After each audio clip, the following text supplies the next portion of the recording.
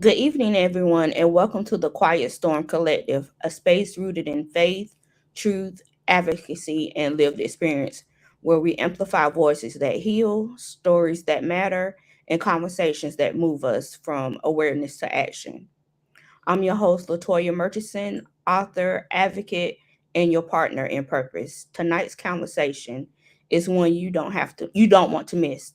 We are honored to be joined by Dr. Allison Mathews, founder and CEO of Community Expert Solutions Inc., a visionary leader who is transforming how we engage communities in clinical research, especially those who have been historically excluded otherwise. Dr. Matthews, welcome to the Quiet Storm Collective. How are you this evening? Thank you so much for having me. I'm doing very well.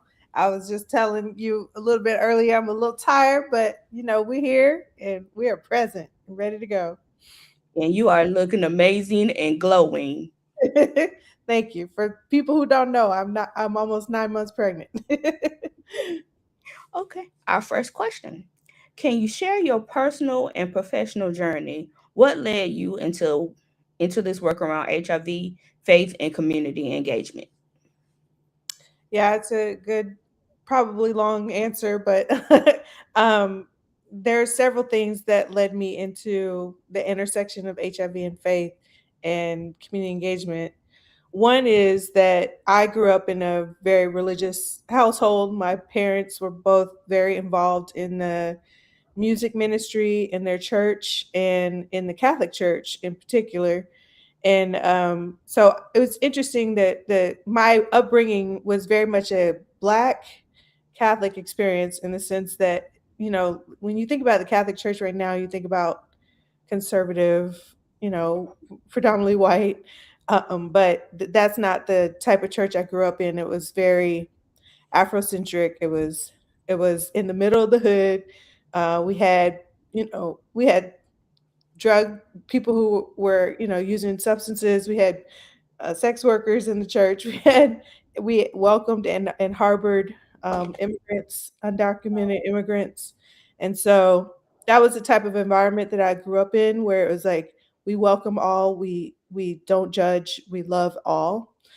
And my my parents were involved in the music ministry, and so I was in the choir. My dad sang, my mom played piano, so we were all very involved in the church. So it also nurtured that creativity in me to be, engaged in community and like doing outreach. And then how I got into HIV was because I grew up in that environment. Um, when I got to Howard, I was very kind of shell shocked. I think this was in 2003 to 2007. I was at Howard, and I was shell shocked by the lack of inclusivity that I experienced, especially around LGBT community in the Black community. And I was like, what is this? Why are we like this? Why are we discriminating against LGBT folk if we understand what it means to experience racism and discrimination? Why are we doing this to ourselves? And so I started asking those questions also because I had family members and friends who were gay and who were involved in the church, and just kind of questioning what this was all about and why we were doing this to ourselves. And I was a sociology major, and so I was working on a thesis for my undergrad, and then into grad school, I decided I wanted to just like dive deeper into this as a part of my master's and my PhD. And while I was asking these questions, and I started doing research on like interviewing Black gay men and their experiences in churches, and how they kind of dealt with the stigma, it then became also a question about HIV. They're like, not only do we deal with stigma of being Black and gay, but in churches, but also people just automatically assume that we have HIV just because we're gay. And so then I was like, oh, what's this about? Right. I got involved with a research program as a research assistant called Links to Durham while I was in grad school. And that also kind of changed my life, really, in the sense that I with that research program, we got involved with community organizations and talking to them about clinical trials that were happening, mostly focused on HIV prevention clinical trials. This was before PrEP was a thing. This was trials to develop PrEP. And so we were talking to community members about the mistrust and, Tuskegee and all of these kind of like issues around mistrust around clinical trials and the potential for this new HIV prevention method to become available. And that really opened my eyes to like I love being in community. I loved being able to use my musical background. I was at for a while I was a spoken word poet, so I did a lot of that and being able to bring all of those kind of elements of myself together. And then Mhm. also this was at the beginning of social media. So then thinking about how do we use Facebook, and I don't even think Instagram was just becoming a thing. Twitter, how do we use these tools to have conversation, to mobilize people um, around these topics and to address the stigma? So all of that to say that these different aspects of my life started to come together in a really beautiful way, and really solidified for me that it was something that I wanted to dedicate my life to, addressing stigma, working with community, and then using the talents that already exist in our community to really create solutions that came from us and for us by us. That's amazing. Thank you for what you do for our community. Thank you. You've done incredible work through community expert solutions. How are technology and social marketing changing the way you engage with the community? Yeah. So community expert solutions is again like a really a continuation of all of the work that I've been doing since I started in grad school, and from Links to Durham. Doing that community building, meeting with community, um, and like having or making establishing networks with organizations, and coming up with public health messaging that is for and by the community. And so we use a method called crowdsourcing. So crowdsourcing, if you've heard of Wikipedia or Kickstarter or GoFundMe campaigns, it's a way for you to um, it's a way for you to sorry, I have like an update that's supposed to happen on my computer and I want to make sure it doesn't happen. But it's a way crowdsourcing is a way for you to ask questions and pose like figure out what are the problems in our communities that need solving, and we pose a prompt or a question to the community like what is how do you want to be taught how do you want to be engaged around clinical trials. That could just be a broad question, and people can submit creative solutions that could be um, you know a YouTube webisode. It could be what you're doing right now with your podcast. It could be thinking about how we use AI to address stigma in our communities. It could be you know anything, any idea. It could be a piece of music, a piece of artwork that we use that they people submit as a solution to the problem. And then we have a panel of judges. We host contests, crowdsourcing contests. So we have a panel of judges who review those, and then we score them and score the entries, and then celebrate the finalists. And so then with that, we then work with the people who had the best and most creative ideas to actually make those ideas a reality. So our company hosts those types of contests on a regular basis. We built out a online platform that allows us to do this in a more efficient way. And but technology is only as good as your connections with people in person.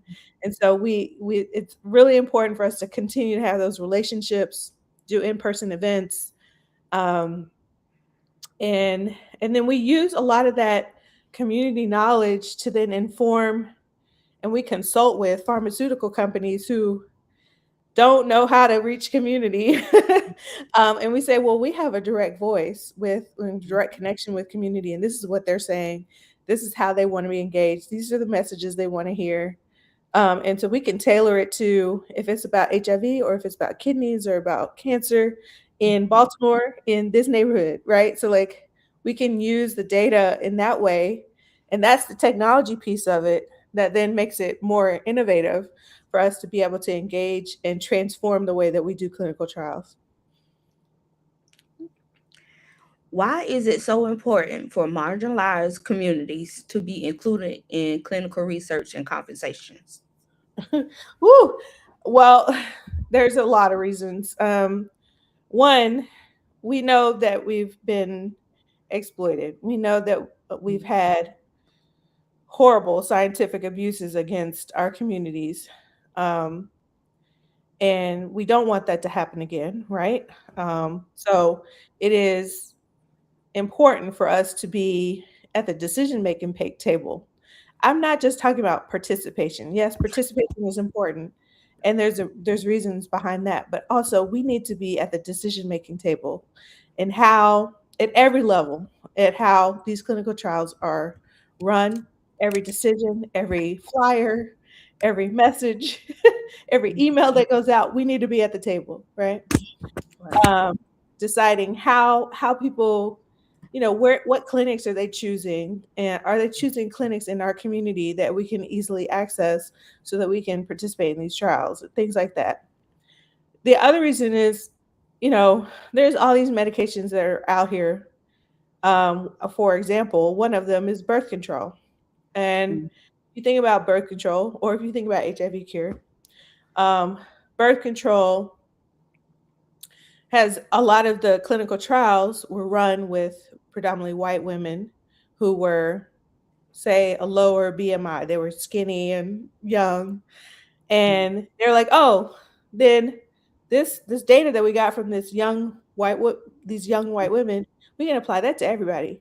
Well, no, not actually, because Black and Latino women tend to be a little heavier, Mhm. and we found out that the birth control does is not as effective in them because of our BMI. And so, if we had not, because we had not participated in those trials, um, the medicine that we are then being prescribed is not effective for us.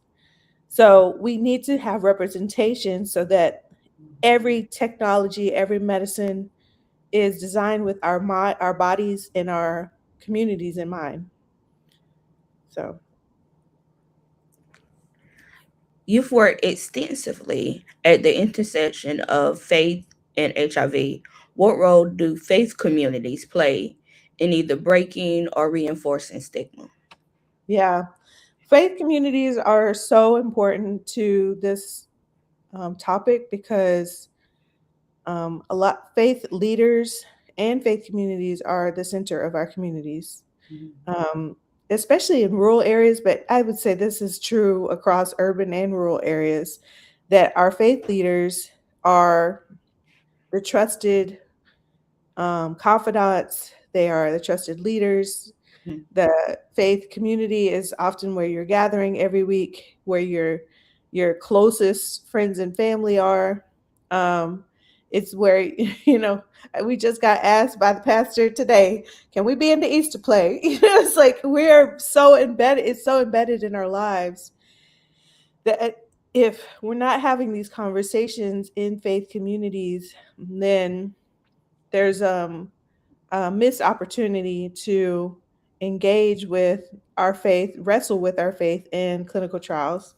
Um, one of the one of the things I'm really proud of is being involved in the Black Faith and HIV initiative that I did at Wake Forest, and mobilizing over 1,000 faith communities across the U.S. South. We granted out over $3 million in funding to mobilize these communities to do education and awareness and address stigma around HIV in faith communities. We did trainings, and Latoya was one of the HIV and faith ambassadors.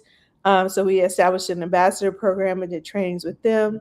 And, it's one of these conversations that we keep hearing about where people are like, oh, they don't want to talk about HIV in faith communities. Um, and we were able to do it in a way that other people were not able to do it for decades. So that's, it's just one of those. I want to reiterate that it is possible. You just have to know, you have to mobilize the right people. So one of the things that was really amazing, I think, was we engaged a bishop in North Carolina with the AME Zion Church, and he was able to get like 30 churches involved. We actually had to turn some of them away, and we were like, I mean, you just got to keep you like you have to have faith. They had a lot of the faith leaders that we had on board on our staff had met one on one with faith communities and addressed their questions, their concerns before we started the ambassador program, and then we designed it around what they were saying, and so it's like, don't just assume that faith communities won't do this work. You need to have conversation with them, you need to hear them out, you need to talk to them, and then create it around what they need and what they want. So, faith communities are like, and also a lot of the stigma around HIV is faith driven, unfortunately, and it's driven by distortions of what we have been taught is in the Bible, when actually a lot of what we've been taught in the Bible is not accurate. It has been influenced by colonialism. It's been influenced by power, and misogyny and homophobia and these things that and racism, used to justify systems of oppression when that is the exact opposite of what was intended.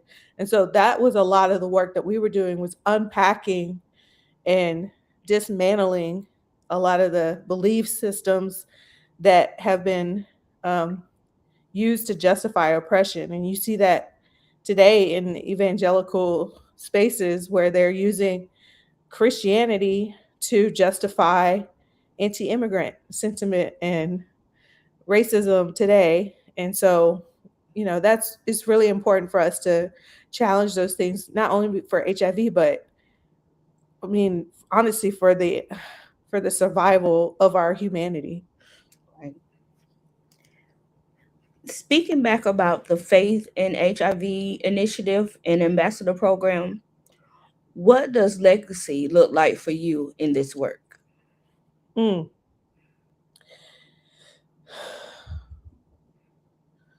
I think legacy is designing something in a way that I can walk away from it and know that it will continue to flourish. um, and of course, it's not always going to be the same thing that I did, the way that I did it, but knowing that um, you built up um, a curriculum, you built up a system, you built up a program that people can keep going with, and you don't have to be there. That's legacy for me, right? Like I think about some of our faith leaders, um, who we still harken back to, and they've been gone for 40, 50 years. And that's legacy, right? It's inspiring people, it's leaving it. My goal in everything I do is to never leave something the same as when I found it. And so it's always about motivating people to think differently, to operate differently, and to challenge the status quo, um, to the point where I don't have to be there anymore. It can continue without me. What advice would you give to leaders who want to create a meaningful change but don't know where to start? Again, I say go back to talking to the people. Ask questions. Come in as a listener, not a someone who It's just decided, oh, this is how, and this what needs to change. You'd be surprised how many people would agree with you and maybe give you even more, you know, interesting ways of doing things than you could have done on your own. That's one of the, I think, the strengths that of the work that I've done is, I have some good ideas, but my ideas really come from collaborating with other people. And then I listen, and then I see the connections, and then I'm like, oh, I got it now. All right, you got this over here, you got this over here. Let's bring this together. Let's make it happen. And so, a good leader is one who listens, who gathers information, who takes the time to hear people's experiences and then is able to pull together some solutions or mobilize people with different skill sets. I don't have every skill set. I don't have expertise in everything. So being able to identify, oh, this person over here is really good at this. This person can do that. This person can do that. And then let's bring them together and let's create something together rather than me trying to do it or dictate it on my own. Through your work with the Second Shift Playbook, you address the invisible load women carry. Why is that conversation necessary right now? Yeah, so Second Shift Playbook is another company. If I'm not doing too much already, it's another company that I own with a colleague of mine, Dr. Charlene Green. And we were thinking about, you know, what are the challenges that we have faced as women of color in professional fields. I've dealt with a lot of toxic workplaces, unfortunately, from other women who have, tried to like um, see me as competition and or replicate some of the things that they've learned from men and make it toxic for me to work there. And Charlene had experienced the same thing. Second shift is all of that work that you're experiencing in the workplace, but also when you come home, you then gotta have to deal with, taking care of your family, take care of the household. And it's like, at what point are you going to be able to take care of yourself? So we established Second Shift Playbook as a way to like create a playbook, create a way for people to have the tools and the support system to be able to navigate all of those things and find better balance or feed more into themselves. And so I think it just reinforces a lot of the work that I've done elsewhere in the sense that maybe it's not just about HIV, but it's about your whole life, your mental health, your physical health, your nutrition, your finances, because all of those things are really tied together. And if you're not taking care of all of them, then you can see things kind of fall apart very quickly. I hope I answered your question. You did. You did. Thank you so much. How do you personally navigate purpose, pressure, and the balance in your own life? People don't know this, but I do experience a lot of anxiety. And I think maybe I put a lot of pressure on myself to do well and to be there for others. And one of the things that I have had to do is, prayer comes Mhm. goes a long way in. And I'm gonna gush a little bit about my husband because he is my prayer partner, but he is also like that sense of calm, and he's the one who's like sees that I'm doing too much, and he's like, okay, let's take a Mhm. second, let's reflect. Um, so I think having good people in my life like that who can balance me and help me to recognize when maybe it's in my head more than it is in reality. But yeah, prayer goes a long way. I pray every night before I go to bed, and I'm involved in um, not only church but also other spiritual practices that um, ground me. Gardening is a big thing for me that I love to do because it just I'm away from the computer. I'm away from people. I'm just focused on keeping this plane alive. And that brings me a lot of joy. Yoga and breathing and meditation bring a lot of joy for me and center me a lot. And so it may not always be a balance, quote unquote, but it's a way of recognizing when I'm off kilter and then using those tools to bring me back to center. We're coming down to our last two questions. For those listening who may feel disconnected from research or unsure about their role, what would you say to encourage them to get involved? It doesn't matter how, like, if they're $1 billion company or, they are all struggling to figure out how to connect with community. And so your voice is the most important aspect of that. People don't realize how much power they have in their voice. And it's not always about yelling or, I mean, yeah, hey, be disruptive. And I encourage that. But also, you don't realize how much what you say matters. There, for example, and this is a small one, but I have a pharmaceutical company as a client, and we have been recommending to them that they need to do a newsletter, something very simple, and just to communicate with the community about what they're doing and educating them and keeping people in the loop and, you know, what is the issue, right? So they were so afraid to do a newsletter. They're like, we don't know if that's even necessary and this and that.